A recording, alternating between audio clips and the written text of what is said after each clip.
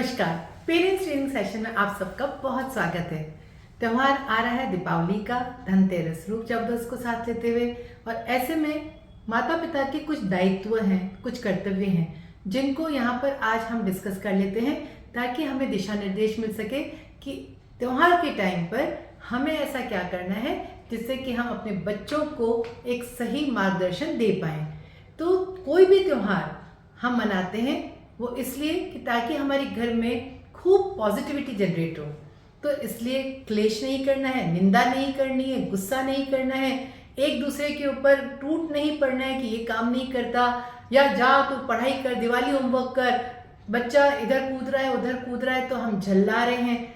ये सबसे बचाना होगा, क्योंकि हम सबको पहले ये पता होना चाहिए कि त्यौहार मेनली इसलिए मनाए जाते हैं ताकि खूब पॉजिटिविटी, खूब भाईचारा, सामंजस्य, हार्मनी ये जनरेट हो। अगर हम अपना जो गोल है त्यौहार मनाने का उससे दूर हो जाएंगे तो त्यौहार निकल जाएगा और उसका जो फायदा हमें मिलना चाहिए था वो नहीं मिल पाएगा।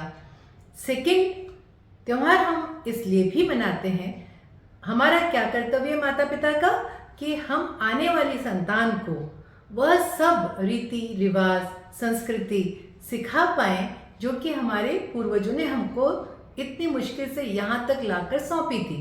5000 साल से जो संस्कृति संस्कार हमारे बच्चों के लिए आगे के आगे जनरेशन में पीढ़ी दर पीढ़ी चलते आ रहे हैं, अब हम पीढ़ी का ये दायित्व है कि आगे वाली जनरेशन को ये हम दे पाएं। तो इसके लिए पहले हमें रोल मॉडल बनना पड़ेगा। जो भी त्यौहार हैं उनको हमें उत्साह के साथ मनाना होगा, वो भी सुबह उठते के साथ ही। तो इन दिनों सबसे पहले कैसे वस्त्र पहनने? अपने देश के वस्त्र पहनने हैं, सुंदर कलर के, जो जो आप जिस प्रदेश में रहते हैं जैसा आपका वहाँ का पहनावा है उसको पहनिए। जो भी जेवर आपको पहनने चाहिए, जैसा श्रृंगार होना चाहिए वो सब कर लीजिए। यही जेंट्स के लिए भी लागू होता है। अपने देश का पहनावा पहनना है। जो पारंपरिक तरीके का जो भोजन बनता है आपके घर में, जो सदियों से बनता आया है, जो आपके घर की पहचान है और उस त्यौहार का एक सिंबॉलिक रूप है, वो आपको जरूर बनाना है।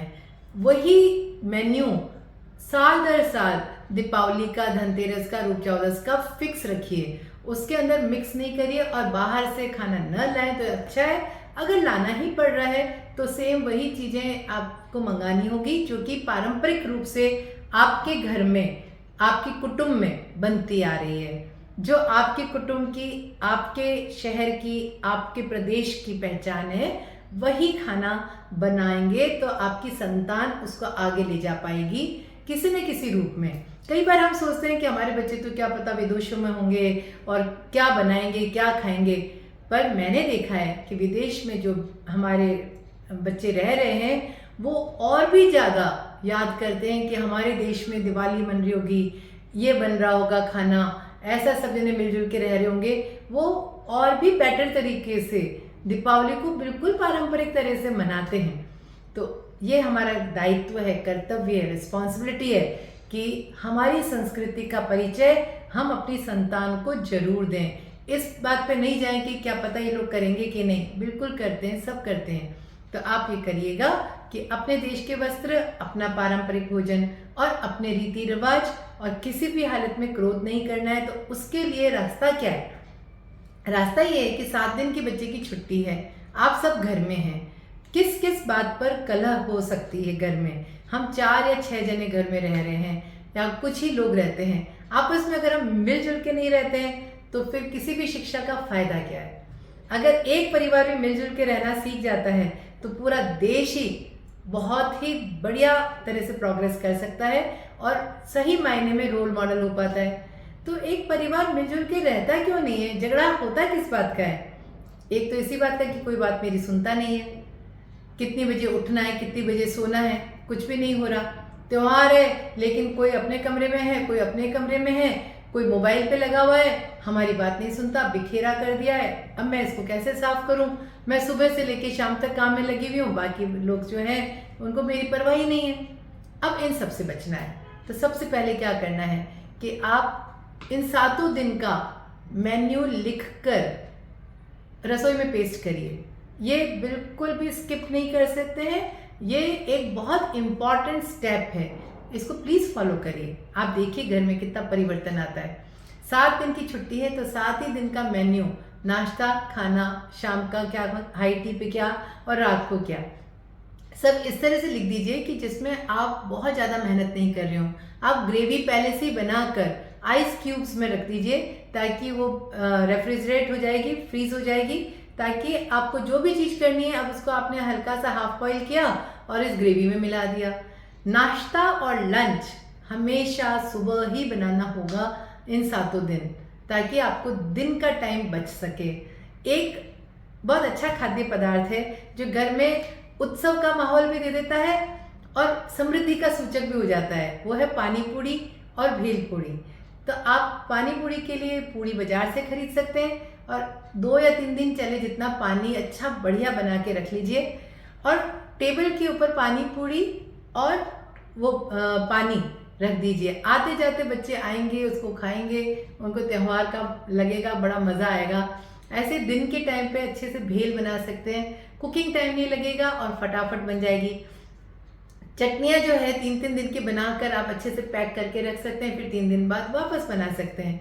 तो प्लान करना पड़ेगा कि मुझे 7 दिन क्या बनाना है, वो सारा सामान मेरे पास आया हुआ है, बार बार बाजार नहीं भागना है। जो भी दिए आप लेकर आ रहे हैं उनको पानी में भिगोकर अच्छी तरह से सुखाकर रख लीजिए। बाती आप बाजार की लगाना चाहते हैं तो वो लगाइए। आप मौली की बनाते हैं जो लच्छा होता है तो उसकी बाती आप काट के अच्छे से बना सकते हैं। उनको घी में या तेल में भिगो के ही रख दीजिए ताकि उनमें से निकाल के तुरंत आप दिए अच्छे से लगा पाएंगी। रंगोली जो बनानी है वो जरूर बनानी है क्योंकि इससे उत्सव का माहौल आप क्रिएट करते हो। तो आपने अगर प्लान कर रखा है, बिना लिखे आप प्लान नहीं कर सकते हैं, तो आपने अगर प्लान करके लिख दिया है तो जो फूल आप ला रहे हैं, जो रंगोली की डिज़ाइन बना रहे हैं, उसमें आप बच्चों को इन्वॉल्व करिए। ये सारे काम बच्चे से कराइए, थाली का काम, और एंड टाइम पे लास्ट मोमेंट पे बच्चे को मत बोलिए और झिड़किए मत कि तू मोबाइल में बैठा रहता है, तू ये काम नहीं करता। बच्चा भी 7 दिन के लिए पहली बार घर में वापस से रुका है तो उसको बहुत अच्छा माहौल मिलेगा, प्यार भरा माहौल मिलेगा, तभी तो उसको लगेगा कि मेरी फैमिली एक क्लोज नेट फैमिली है। तो आपको काम का डिस्ट्रीब्यूशन करना पड़ेगा। लिख दीजिए कि ये सारे काम इन लोगों को डिस्ट्रीब्यूट कर दिए। बैठ के सब जने डिसाइड कर लीजिए कि रंगोली अपन ऐसे बनाएंगे, गन्ना लेके आना है, बेर लेके आने हैं, सीताफल लाना है, सिंगाड़े लाने हैं, ये सब चीज़ लिखी हुई है। सारा काम डिस्ट्रीब्यूटेड है। बाजार का काम कौन करेगा, घर में बच्चे क्या क्या करेंगे, हर काम में आपको बच्चे को इन्वॉल्व करना है, चाहे वो सर्विंग हो, चाहे यूटेंसिल्स को साफ करने का हो। इंस्ट्रक्शन देने का तरीका, टोन बहुत अच्छा रखना है और बच्चे को हर रीति रिवाज को अपने को सिखाना है। रीति रिवाज क्या है, धनतेरस में हम पूजा कैसे करेंगे, थाल जो 16 थाल बनते हैं लक्ष्मी पूजन के टाइम, एक थाल में क्या होगा, दूसरे थाल में क्या होगा, ये सब हम जो अगला वीडियो आ रहा है उसमें हम आपको बताएंगे। उससे पहले आप तैयारी कर लीजिए, उत्सव का माहौल क्रिएट कर लीजिए। पूरे घर की सफाई पुताई नहीं करा सकते हैं तो सिर्फ रसोई की पुताई करवा लीजिए। सारे बर्तन वगैरह जो निकाल रहे हैं वो बच्चों के साथ मिलकर हंसते बोलते ढंग से इंस्ट्रक्शन देते हुए मिलकर करिए। जब भी कोई काम हम मिलकर करते हैं तब ही टीम की भावना आती है और टीम वर्क होता है। इसलिए बच्चे को अलग मत करिए, हर काम में मान सम्मान के साथ बच्चे को इन्वॉल्व करिए कि हाँ ये कर लेगा, इसने ऐसा कर लिया है। बच्चा 2 साल का होता है तो भी उसको काम करना पसंद आता है। 3 साल की उम्र के बाद तो बच्चा बिल्कुल सेल्फ सफिशिएंट होना चाहता है। मदर नेचर भी उसको सेल्फ सफिशिएंट करना चाहती है। तो मिलजुल कर परिवार में एक एक आप भाव उदित कराएं। हमारा परिवार एक है, क्लोजनेट है, हम प्यार से रहते हैं, हम आपस में खूब हंसते हैं, बातें करते हैं, एक दूसरे का ख्याल रखते हैं, टुगेदरनेस का भाव है, सब मिलजुल कर एक साथ भोजन कर रहे हैं। जमीन पर बैठ के खाना खा पाए त्योहार के दिनों में तो बहुत अच्छा रहेगा। पातल धुने में खाएंगे तो और भी अच्छा होगा। मिट्टी की ग्लासेस खरीद लीजिए, उसी में अपना अपना पानी नाम लिख दीजिए किसका है। तो मिट्टी के ग्लास में पानी, मिट्टी के ग्लास में चाय दूध वगैरह अगर लेंगे ये 7 दिन तो आप बच्चे को प्रकृति के नज़दीक लाने का प्रयास कर पाएंगे और प्रकृति से उसको जोड़ पाएंगे। तो बहुत सारी चीज़ें हैं जो हमें करनी है इन त्योहार के दिनों में। तो आइए शुरू हो जाते हैं।